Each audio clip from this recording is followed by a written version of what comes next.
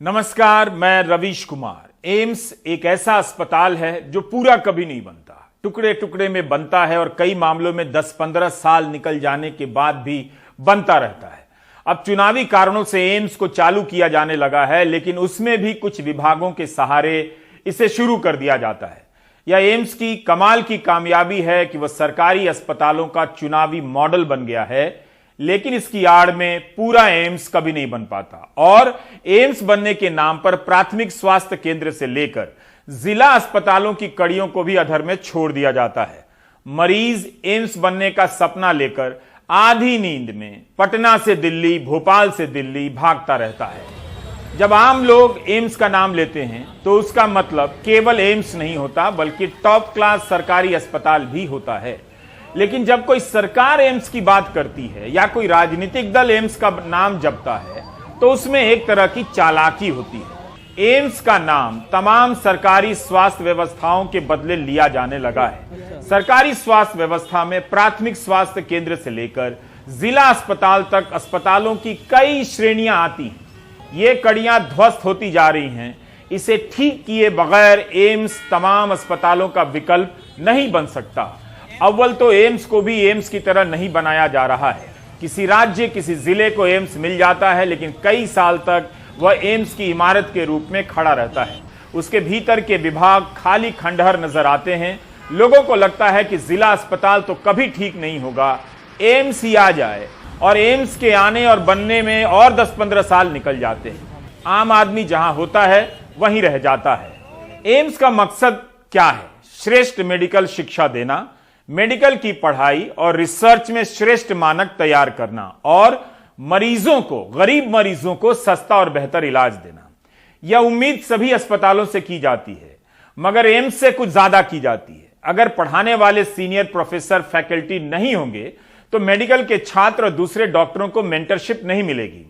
हमारा सवाल है कि अगर एम्स में मेडिकल के छात्रों को पढ़ाने के लिए शिक्षक नहीं होंगे, मरीजों के लिए डॉक्टर नहीं होंगे और बाकी स्टाफ नहीं होंगे और ठेके पर लोग रखे जाएंगे, तो क्या इसके आधार पर उस एम्स का निर्माण हो सकता है जिसके लिए जनता उसके सपने देखती है? आज के अखबारों में विज्ञापन आया है कि प्रधानमंत्री नरेंद्र मोदी 7 दिसंबर को गोरखपुर एम्स राष्ट्र को समर्पित करेंगे। इसी के साथ 125 मेडिकल छात्रों का पहला बैच भी शुरू हो रहा है। इस विज्ञापन में लिखा है कि 1011 करोड़ से 112 एकड़ में विस्तृत अखिल भारतीय आयुर्विज्ञान संस्थान AIIMS Gorakhpur, CT scan, ultrasound की सुविधा वगैरह का जिक्र है। यह इमारत बिल्कुल तैयार है, लेकिन जो बात विज्ञापन में नहीं बताई गई है वो ये कि अभी कितने फैकल्टी यहां नहीं है। इसका जवाब सरकार ने 3 दिसंबर को लोकसभा में दे दिया है।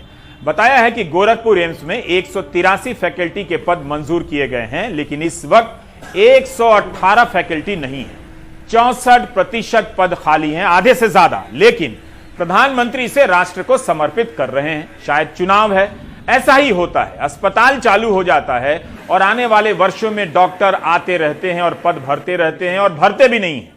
पिछले महीने यानी 11 नवंबर के हिंदुस्तान अखबार में खबर छपी है कि एम्स में अस्पताल का पहला ब्लॉक बनकर तैयार हो गया है। देखिए, इसके तहत 400 नर्सों की भर्ती एम्स प्रशासन कर रहा है। प्राइवेट अस्पताल खुलता है तो पहले दिन से सारे डॉक्टर और नर्स तैनात होते हैं, लेकिन एम्स के साथ ऐसा क्यों होता है? हजारों करोड़ के बजट के बाद भी कई साल से 30 से 40% पद खाली रह जाते हैं। सरकार को यह भी बताना चाहिए कि एम्स में एक डॉक्टर की बहाली की प्रक्रिया कितने महीने में पूरी होती है, तब पता चलेगा। गोरखपुर एम्स नया है, लेकिन दिल्ली के बाद जो 6 एम्स खुल चुके हैं, जिनको अब पुराना एम्स कहा जाता है, जिनके खुले हुए कई साल हो गए हैं, उनके यहां भी फैकल्टी के पद काफी खाली हैं। नॉन फैकल्टी के पद भी खाली हैं। इन 6 में पटना एम्स, जोधपुर, भुवनेश्वर, रायपुर, ऋषिकेश और भोपाल एम्स को गिना जाता है। 2018 में संसद की स्थायी समिति ने अपनी रिपोर्ट में एम्स जैसे संस्थानों में फैकल्टी और नॉन फैकल्टी स्टाफ की कमी पर चिंता जताई थी। लिखा था कि इस समस्या को दूर करने की जरूरत है, क्योंकि इससे संस्थान में मेडिकल की शिक्षा और स्वास्थ्य सेवाओं पर बहुत बुरा असर पड़ता है। स्थायी समिति ने सीएजी की रिपोर्ट के हवाले से 6 एम्स में 55 से 83% तक पद खाली होने पर चिंता जताई थी। नॉन फैकल्टी पदों में से 77% से लेकर 97% पद खाली थे। एम्स रायपुर के सुपर स्पेशलिटी विभागों के लिए 81 पद मंजूर किए गए थे, 60 खाली थे, 74% रिक्त। एम्स पटना में भी सुपर स्पेशलिटी के 86 पद मंजूर किए गए, मगर 65 खाली थे, यानी 75% पद खाली। सुपर स्पेशलिटी विभाग में ही अगर 60%, 75% पद खाली हों, तब फिर वो किस बात का एम्स हो जाता है? ठीक है, यह रिपोर्ट 2018 की है, लेकिन क्या 3 साल बाद हालात में कोई बड़ा बदलाव आ गया है? इसी 3 दिसंबर को लोकसभा में सांसद शर्मिष्ठा सेठी के सवालों के जवाब में केंद्र सरकार ने जो जानकारी दी है, उससे यही लगता है कि अभी भी बड़ी संख्या में पद खाली हैं। 3 दिसंबर के जवाब में केंद्रीय स्वास्थ्य राज्य मंत्री ने यह बात लिखी है कि पुराने 6 एम्स में फैकल्टी के 1830 पद मंजूर हैं, लेकिन 703 पद खाली हैं, करीब 38% पद खाली हैं। सीनियर रेजिडेंट के 2262 पद मंजूर हैं, लेकिन 957 पद खाली हैं, 42% पद खाली हैं। बिहार में कोरोना के समय उम्मीद का अस्पताल पटना एम्स ही बन गया था। वहीं पर सरकार के बड़े अफसर, मंत्री भर्ती हो रहे थे। इसके बाद भी पटना एम्स को पूरी तरह से खड़ा होने में कई साल लग गए। पटना एम्स बिहार का मुख्य अस्पताल बनता जा रहा है। यही कारण है कि यहां पर हर दिन इलाज कराने 3000 से 5000 नए पुराने मरीज आते हैं। हमें यहां एक सवाल करना चाहिए, यहां आने वाले हजारों मरीज बिहार के दूसरे सरकारी अस्पतालों की खस्ता हालत के कारण आते हैं या दिल्ली जाने के बजाय यहां आते हैं? यह भी देखना होगा कि दिल्ली एम्स में इलाज पटना एम्स के इलाज की तुलना में सस्ता है या महंगा। कई जांच के रेट पटना एम्स में बहुत ज्यादा हैं। रीजनेबल चार्जेस के नाम पर गरीब मरीजों के लिए पटना एम्स बहुत महंगा पड़ता है, जबकि एम्स जाना जाता है गरीब से गरीब मरीजों के इलाज के लिए। इसके बाद भी पटना एम्स अपनी पहचान बना रहा है, लेकिन इस बात को कैसे स्वीकार किया जाए कि यहां फैकल्टी के कई पद खाली हैं। 300 से अधिक मंजूर पदों में से 167 पद खाली हैं। नेफ्रोलॉजी के विभाग में एक भी विशेषज्ञ डॉक्टर नहीं है जहां किडनी का इलाज होता है। थायराइड और मधुमेह की बीमारी वाले विभाग में एक भी विशेषज्ञ नहीं है। न्यूरो विभाग में भी कोई डॉक्टर नहीं है। यहां सीनियर रेजिडेंट डॉक्टरों के भी 157 पद खाली हैं। फैकल्टी ना आने से लेकर अस्पताल के पूरी तरह से चालू होने के कई कारण। पटना एम्स पर सीएजी की रिपोर्ट कहती है कि 6 साल में इसे 496 करोड़ दिए गए, लेकिन 158 करोड़ खर्च नहीं हो पाया, यानी पैसे की कमी तो नहीं हो सकती है। एम्स का एक मकसद अच्छे डॉक्टर और अच्छे मेडिकल टीचर पैदा करना है। अगर एम्स में पद खाली हैं तो यह बता रहा है कि सरकार एम्स को लेकर कितनी गंभीर है। एम्स के अलावा सेंट्रल हेल्थ सर्विसेज के जरिए डॉक्टरों की नियुक्ति की प्रक्रिया को लेकर भी बात कीजिए। इसके जरिए कितना समय लगता है किसी नियुक्ति को पूरा होने में, पता कीजिए। 2018 में सीएजी ने प्रधानमंत्री स्वास्थ्य सुरक्षा योजना की समीक्षा की थी। सीएजी की रिपोर्ट में भुवनेश्वर एम्स का जिक्र आया है। उससे पता चल रहा है कि किस तरह काम हो रहा है। एम्स भुवनेश्वर में फैकल्टी की भर्ती के 84 मामलों की समीक्षा की गई। पता चला कि 7 सहायक प्रोफेसर और 1 एसोसिएट प्रोफेसर की भर्ती हुई है, जिनके पास पढ़ाने का अनुभव नहीं था या पर्याप्त योग्यता नहीं थी। अभी हम नर्सिंग, फार्मा और टेक्निकल स्टाफ की गुणवत्ता की बात नहीं कर रहे हैं। उनके बिना तो अस्पताल पूरा हो ही नहीं सकता।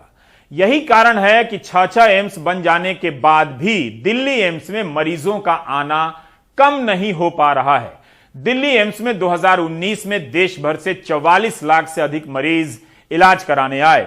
2018 में 38 लाख से अधिक मरीज आए थे। एक साल में 6 लाख से अधिक मरीज बढ़ गए। 22 एम्स के बनने की घोषणाएं हो चुकी हैं और ज्यादातर को किसी ना किसी रूप में चालू किया जा चुका है। तब भी दिल्ली एम्स से मरीजों का भार कम नहीं हुआ है। एम्स दिल्ली हर साल अपनी सालाना रिपोर्ट जारी करता है। 2019-20 की वार्षिक रिपोर्ट के अनुसार दिल्ली एम्स में फैकल्टी के 336 पद खाली और बिना फैकल्टी वाले 2129 पद खाली हैं, जिनमें नर्सिंग स्टाफ वगैरह आते हैं। इस साल 3 दिसंबर को लोकसभा में स्वास्थ्य मंत्री ने जानकारी दी कि दिल्ली एम्स में सहायक प्रोफेसर के 389 पद खाली हैं, सीनियर रेजिडेंट के 576 पद खाली हैं। सवाल है कि एम्स में फैकल्टी क्यों नहीं है, डॉक्टर क्यों नहीं है? क्या इसलिए कि सरकारी नौकरी ठेके पर मिल रही है, पेंशन नहीं है, सरकारी भर्तियां कम निकलती हैं? हम ये सवाल केवल एम्स के संदर्भ में नहीं कर रहे हैं, अन्य सरकारी अस्पतालों के संदर्भ में भी कर रहे हैं, चाहे वो केंद्र के हों या राज्यों के। अगर इसी तरह से डॉक्टरों के पद भरने में देरी होती रही तो देश और राज्यों के स्तर पर फिर कोरोना की तीसरी लहर के समय हम उसी बात का रोना रोते रहेंगे कि अस्पतालों में डॉक्टर नहीं है, नर्स नहीं है। आज दिल्ली में रेजिडेंट डॉक्टर्स की हड़ताल थी। हमारे सहयोगी ने कई डॉक्टरों से इस बारे में बात की। सरकारी नौकरी में आप लोग जाना नहीं चाहते हैं या क्या दिक्कत आती है? सरकारी नौकरी गवर्नमेंट वैकेंसी निकालेगी तभी जा पाएंगे। गवर्नमेंट वैकेंसी बहुत ही रेयर निकालती है। एडहॉक जो भी वैकेंसी निकल रही है वो एडहॉक ही निकल रही है। परमानेंट वैकेंसी यूपीएससी के थ्रू गवर्नमेंट निकाल ही नहीं रही है। हर साल एक एग्जाम होता है कंबाइंड मेडिकल सर्विसेज का, जिसमें डॉक्टर्स की वैकेंसी लगती है, उसकी पोस्ट भी ग्रेजुअली हर साल डिक्रीज होती जा रही है। अच्छा, और एडहॉक वालों को प्रेफर आप लोग नहीं करते थे? वैसे एडहॉक हॉस्पिटल निकालता है जो सिर्फ 89 डेज की होती है और हॉस्पिटल के हाथ में होता है 89 डेज के बाद 89 डेज एक्सटेंड करना है या नहीं। समस्या आती है, मतलब आप लोग करना भी चाहते हैं? हम लोग चाहते हैं करना, रेगुलर पोस्ट पे करना, लेकिन जब रेगुलर नहीं मिलती तो मजबूरन हमें एडहॉक ज्वाइन करना पड़ता है। ये प्रोटेस्ट इसलिए है क्योंकि अक्सर नीट पीजी का एग्जाम जो जनवरी में होता है, पहली बात तो वो कोरोना की वजह से सितंबर में हुआ, उससे हमें कोई प्रॉब्लम नहीं है। अब हमें नए डॉक्टर की भर्ती लानी है, जो भर्ती जनरली मई में होनी चाहिए थी, अभी तक उसकी काउंसलिंग की भर्ती की डेट ही नहीं आई है। नए डॉक्टर आ ही नहीं पा रहे, पुराने डॉक्टर ऑलरेडी इतना काम कर रहे हैं, उन पे बर्डन बढ़ता जा रहा है। हम ऑलमोस्ट हफ्ते में 80 घंटे काम कर रहे हैं, हमें कोई रिलीफ नहीं दिया जा रहा है। और अभी भी कोर्ट कह रहा है कि 3 हफ्ते और बाद फैसला सुनाएगा कि कब काउंसलिंग आएगी।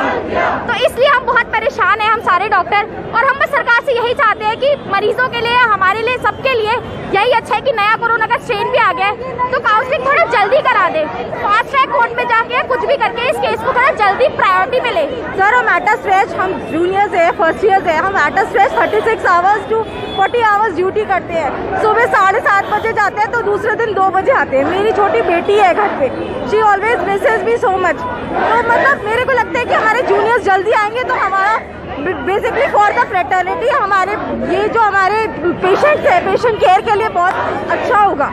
क्या सरकार सुन रही है आप लोग? नहीं सुन रही है ना, इसीलिए तो हम प्रोटेस्ट कर रहे हैं। पहले हमने साइलेंटली, हमने प्राइम मिनिस्टर को भी लेटर लिखा है, हमने एक साइलेंट प्रोटेस्ट भी करी है, हमने अपनी जो प्रॉब्लम्स है उनको आगे लाया है, लेकिन कोई हमारी बात सुन नहीं रहा है, इसलिए आज हम यहाँ खड़े हैं। हमें बस ये चाहिए कि काउंसलिंग का प्रोसेस जल्दी हो ताकि हम बेटर पेशेंट केयर दे पाए। हमारे पास man power to work is very less. वो तो सरकार को समझना चाहिए कि अगर हम काम छोड़ रहे हैं तो इसकी सीरियसनेस कितनी है। हम खुद परेशान हो रहे हैं, ना सो रहे हैं, ना खा रहे हैं, 100 घंटे हम काम कर रहे हैं, मरीजों को देख रहे हैं। पेशेंट केयर भी तो इम्प्रूव नहीं होगी ना हमारी, हम खुद ठीक से नहीं रह पा रहे, पेशेंट्स को कैसे हम केयर दे पाए। 2 बैचेस काम करिए, 3 बैचेस का 150 करोड़ की जनता है और इतने ही डॉक्टर्स है, कैसे काम करें हम? और उनको चाहिए कि हम अच्छे से काम करें, ऊपर से पेशेंट एग्रेशन भी हम ही सहन कर रहे हैं। केंद्र और राज्य स्तर पर डॉक्टरों की बहाली की प्रक्रिया पर बात होनी चाहिए। केवल इमारत दिखाकर अस्पताल नहीं घोषित कर सकते। बहुत से डॉक्टर हैं जो प्राइवेट छोड़ सरकारी अस्पताल में काम करना चाहते हैं, मगर बजट से लेकर पेंशन और वेतन के मामले में सरकार को अलग से सोचना होगा। वेतन के अलावा पेंशन का ना होना एक बड़ा कारण है। देश भर के रेजिडेंट डॉक्टर हड़ताल पर हैं। पीजी नीट की काउंसलिंग पर रोक लगी है क्योंकि इसे लेकर सुप्रीम कोर्ट में बहस चल रही है। वहां भी मुद्दा बहुत जरूरी है, लेकिन इसके कारण नया बैच 1 साल लेट हो चुका है। रेजिडेंट डॉक्टरों का कहना है कि वे 30-30 घंटे काम कर रहे हैं। काम का दबाव बढ़ता जा रहा है। ऐसा तो दुनिया में कहीं नहीं होता। परिमल की ये रिपोर्ट। मेरे पापा यहाँ सर में चोट लगी, उनका एक्सीडेंट हो गया था परसों, तो ऊपर एडमिट है, उनको जबरदस्ती बाहर कर रहे हैं। नहीं करा हमें। और इस बार क्या बोल रहे हैं अभी? हड़ताल पे हैं सब, कोई नहीं देख रहा। मेरे भाई की ऐसी हालत होगी दवाई खा खा के यहाँ की। 3 दिन से मैं परेशान हो रही, बच्चा लेके क्या करूँ मैं? गार्ड लोग घुसने नहीं दे रहे हम लोग को। और डॉक्टर दिखाया ही नहीं, बोल रहे कोई डॉक्टर ही नहीं आया।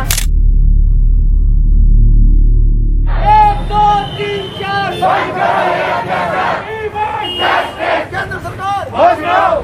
मरीजों की लाचारी और बेबसी की दास्तां यहीं खत्म नहीं होती। बल्ली मारान के जाहिद अपने रिश्तेदार के साथ 3 अस्पतालों से धक्के खाते सफदरजंग अस्पताल पहुंचे, मगर लौटना पड़ा। शिकायत ब्रेन स्ट्रोक की है। अरविंद हॉस्पिटल वालों ने नहीं लिया, पंत वालों ने वापस भेज दिया, रेफर कर दिया रामोलैया हॉस्पिटल, उन्होंने भी लिया। फिर यहाँ लेकर आए, ट्रीटमेंट नहीं हो रहा तो लेकर जा रहा है। सफदरगंज लेकर आए, ट्रीटमेंट नहीं हो रहा है, लेकर जा रहा है। यहाँ से पब्लिक मर रही है, आदमी मर रहा है, कोई परवाह नहीं है गवर्नमेंट को भी। इलाज की लाचारी आयानगर से सफदरजंग पहुंची लक्ष्मी की भी है। पेट में पत्थर है, दर्द से परेशान है, पर इलाज न मिलने से मायूस होकर दूसरे अस्पताल जाने को मजबूर हैं। अंदर ही नहीं जाने दे रहे हैं, तो डॉक्टर कह रहे हैं हड़ताल पे हैं सब, तो अंदर ही नहीं जाने दे रहे, कोई देख ही नहीं रहा है। और आपको शिकायत क्या है? शिकायत है, पेट में बहुत दर्द हो रहा है मेरे 2 दिन से। सफदरजंग अस्पताल ही नहीं, RML और लेडी हार्डिंग के करीब 4000 रेजिडेंट्स ने खुद को इमरजेंसी सेवाओं से अलग कर लिया है, तो असर मरीजों पर पड़ना लाजमी है। मैं अकेली आदमी, कोई और साथ नहीं है, अकेला कहाँ जाऊँ? इसको लेके कर आप एम्स जाओ। अब क्या नाम है आपका? मकीना। कहाँ से है मकीना? शास्त्री पार्क से जी। अब कोई और साथ नहीं है मेरे पास। 1 हफ्ता तो यहाँ भर्ती रखा, पैप लगा दिया, भगा रही यहाँ से। उधर डॉक्टरों की अपनी शिकायत है। नीट PG की काउंसलिंग में 7 महीने की देरी से वो नाराज हैं। हमें इमरजेंसी सर्विसेज बंद करनी पड़ेगी, तो आज से हमने routine as well as emergency services बंद की है। हमारा भी कुछ लाइफ है, डॉक्टर्स की भी कुछ लाइफ होती है। हम तो मरीज के लिए हमेशा खड़े हैं। आप देख लीजिए, कोरोना का 2 वेव आया, दोनों वेव में हमारे डॉक्टर्स डट के खड़े रहे, बिना अपनी जान की परवाह किए हुए मरीजों की सेवा की। लेकिन उनकी भी कोई लाइफ होती है। आप बताइए, एक जो हमारे रेजिडेंट डॉक्टर्स है, एक ड्यूटी में 36 से 38 घंटा काम करता है, एक हफ्ते में कम से कम 80 से 90 घंटे उसे काम करना पड़ता है। तो बिल्कुल हम लोग फ्रस्ट्रेट हो चुके हैं। हड़ताली रेजिडेंट डॉक्टर से पहले director general of health services मिलने आए, फिर केंद्रीय स्वास्थ्य मंत्री मिले, पर बात नहीं बनी। आज का टाइम हमको दीजिए। सरकार इस बारे में पूरा प्रयत्न कर रही है और हम सुप्रीम कोर्ट को अप्रोच कर रहे हैं कि दोनों बातों को डीलिंग किया जाए और काउंसलिंग को अलाउ किया जाए। नीट PG काउंसलिंग को लेकर देश भर में करीब 45,000 डॉक्टर अस्पताल में नहीं आ पा रहे, तो बाकी डॉक्टरों पर काम का बोझ ज्यादा है। पर इस हड़ताल ने मरीजों की परेशानी बढ़ा दी है। नई दिल्ली से परिमल कुमार, NDTV इंडिया। पिछले कई हफ्तों से इस देश में जो भी इस बात से परेशान है कि उन्होंने दूसरा टीका नहीं लगाया लेकिन सर्टिफिकेट बन गया, कोई उस समय शहर में नहीं था लेकिन सर्टिफिकेट बन गया, ऐसे परेशान लोगों की संख्या 1 या 2 नहीं है बल्कि अनगिनत है। आए दिन लोग हमें लिखते रहते हैं। कई जगहों से डेटा एंट्री में गड़बड़ी की शिकायत सुनने को मिली है, लेकिन आज बिहार के अरवल जिले से एक ऐसा मामला सामने आया है जिसके लिए जांच के आदेश तो दे दिए गए हैं, मगर सवाल गंभीर है। हंगामा इस बात पर है कि इसमें 2 बार नरेंद्र मोदी लिखा है, उनके नाम से एंट्री है, मगर एक बार उनकी उम्र 21 साल और एक बार 52 साल दर्ज है। पिता का नाम नहीं लिखा, प्रधानमंत्री भी नहीं लिखा है। इसी तरह अमित शाह का नाम है, सोनिया गांधी, प्रियंका चोपड़ा के भी नाम दर्ज किए गए हैं। इनके नाम इस सूची में कई बार डाले गए हैं। इससे अंदाजा लगा सकते हैं कि 100 करोड़ टीका लगाने के दावे में कितनी कमियां हो सकती हैं। भारत में जगह जगह पर 100 करोड़ टीका लगाने के पोस्टर लगे हैं। प्रधानमंत्री के ट्विटर अकाउंट की DP में भी यही है। क्या हम दावे के साथ कह भी सकते हैं कि 100 करोड़ को टीका लग गया है या 100 करोड़ का सर्टिफिकेट बन गया है? यह कहना सही रहेगा। अगर हम इस आधार पर कोरोना के तीसरी लहर से लड़ने की तैयारी कर रहे हैं तो धोखा निश्चित है। हम कुछ लोगों की आप बीती सुनाना चाहते हैं जो उन्होंने देश के अलग अलग हिस्सों से हमें भेजी है। मेरा नाम पूनम तंवर है। मैंने अपना वैक्सीन शेड्यूल बुक किया था जो मेरा यहाँ का था, सभापुर गुर्जर का, बट मेरे को कल पता चला कि मेरा वैक्सीनेटेड दिखा है जो बिहार साइड से निकला है। और आप 24 तारीख को दिल्ली में थे? हाँ जी, मैं जब आपका बिहार से वैक्सीन लगने का मैसेज आया, एक बार दिखाइए मैम वो सर्टिफिकेट। ये 24 तारीख का पूनम तंवर। और आप इस वक्त भी दिल्ली में हैं? हाँ जी, मैं अभी दिल्ली में हूँ और मैंने अपना आज 25 तारीख को यहाँ पर मेरा शेड्यूल था तो मैं यहाँ आई। मैंने पहला कोविशील्ड वैक्सीन 1 जुलाई 2021 को लगवाई थी। दूसरा का डेट 2 अक्टूबर 2021 को दिया गया था, किंतु पारिवारिक समारोह के कारण मैं पटना से बाहर था और जब पटना आया तो सेकंड वैक्सीन लगाने की सोच रहा था, तब तक 2 अक्टूबर को ऑटोमेटिक मैसेज आ गया कि हम लोग वैक्सीन ले लिए, कोवैक्सीन। हरनौत पीएचसी में हम लोग पहला वैक्सीन लिए थे, तो अब दोबारा कहीं जा रहे हैं तो कह रहा आप तो सेकंड वैक्सीन और फर्स्ट वैक्सीन ले चुके हैं, तब लगवाने की क्या जरूरत है। इस तरह से अब सेकंड डोज हमें नहीं दिया जा रहा है। घपला तो कई जगहों पर है। आखिर जिसने टीका नहीं लगाया उसका सर्टिफिकेट कैसे आ गया? अरवल जिले की जिलाधिकारी का कहना है कि मामला बेहद सीरियस है, एफआईआर हो सकती है। ऐसे हम लोग इतना प्रयास कर रहा है लोगों को टेस्टिंग और वैक्सीनेशन करने में, और उसमें ऐसे कुछ गड़बड़ी हो रहा है। We are going to take it very seriously, और सारे लोग वहाँ जो भी काम कर रहे हैं, MOIC है, BHM है, सभी पे हम लोग जांच करेंगे कहाँ पे ये ऐसे काम हुआ, जहाँ not only in Karpi, remaining सारे PSC, APSC सभी जगह में हम लोग जांच दल गठित करके पूरे जांच करेंगे और डेफिनेटली FIR होगा। अब तक कितने लोगों पर कार्रवाई हुई है फिलहाल? ये लगभग 20 दिन के पहले ही ये जांच CS के द्वारा किए थे। उस जांच में जब ये हो पाया, जांच के बारे में ये फाइंड आउट किया कि ऐसे हुआ, तो 2 ऑपरेटर्स को उन्होंने हटा दिए। लेकिन मेरा भी ओपिनियन है, खाली 2 ऑपरेटर्स पे कार्रवाई की है, ठीक है, लेकिन उसके अलावा भी वहां पे जो लोग हैं उनके बारे में जांच करना होगा, कार्रवाई करना होगा, FIR भी होगा। 5 साल में आप जनता ने केंद्र और राज्य सरकारों को पेट्रोल डीजल पर तरह तरह के टैक्स के जरिए 32 लाख करोड़ से अधिक रुपए दिए हैं। राज्यसभा में केंद्र सरकार ने यह जानकारी दी है। उम्मीद है कि ज्यादातर पैसा कोरोना की महामारी के बाद ही लिया गया होगा। इतना पैसा देकर भी अस्पताल में डॉक्टर नहीं है, दूसरी लहर में ऑक्सीजन नहीं था और टीके का सर्टिफिकेट फर्जी बन जा रहा है। 32 लाख करोड़ आपने केवल पेट्रोलियम उत्पादों पर टैक्स के जरिए दिए हैं। महंगाई की बात नहीं कर रहा हूं। क्या आपको पता था कि आपके पास इतना पैसा है? आपको पता था? बिल्कुल पता था, तभी तो आप 100 रुपए से ज्यादा लीटर पेट्रोल भरा रहे थे, दाम दे रहे थे और सपोर्ट कर रहे थे। अब ब्रेक ले लीजिए।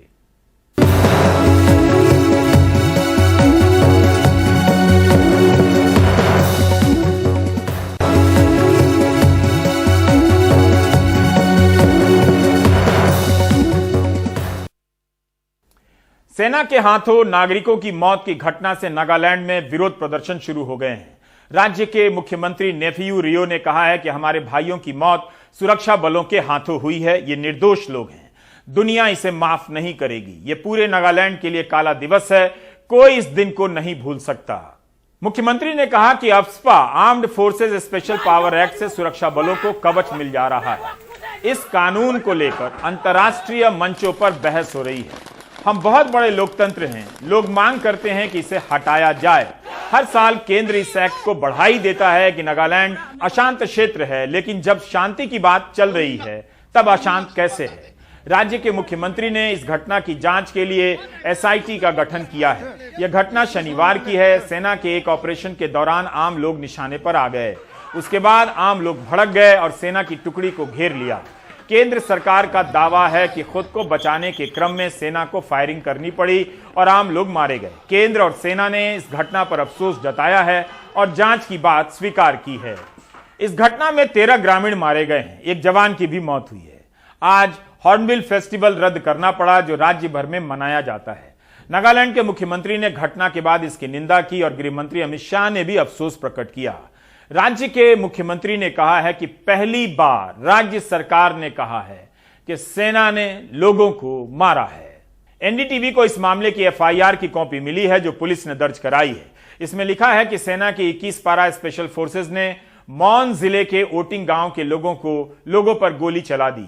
FIR में सेना की इस इकाई के खिलाफ केस दर्ज हुआ है। इसमें यह भी लिखा है कि सुरक्षा बलों का इरादा निर्दोष ग्रामीणों की हत्या करना था। जब घटना हुई तब उनके साथ कोई पुलिस नहीं थी, ना ही सेना ने स्थानीय पुलिस को जानकारी दी थी। ओटिंग गांव के ये लोग कोयला खदान से लौट रहे थे।